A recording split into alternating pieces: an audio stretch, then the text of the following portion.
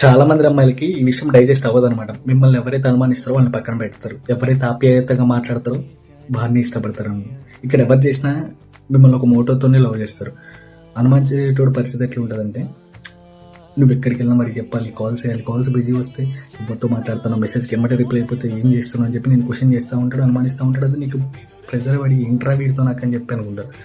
కరెక్టే, మీ point of వ్యూలో వాడు మిమ్మల్ని అనుమానిస్తాడు, మీకు ప్రెజర్ చేస్తాడని కరెక్టే. కానీ వాడి వ్యూ ఎట్లుంటుందంటే, నువ్వు జస్ట్ వాడితోనే ఉండాలి, వాడిని నువ్వు వేరే వాడితో ఊహించుకోలేడు. వాడు అంతగానే ఇష్టపడతాను.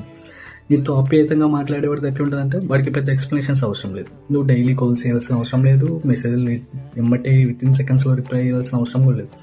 వాడి మోటో ఒకటే, జస్ట్ వాడితో పట్టుకుంటే చాలు అనుకుంటాడు.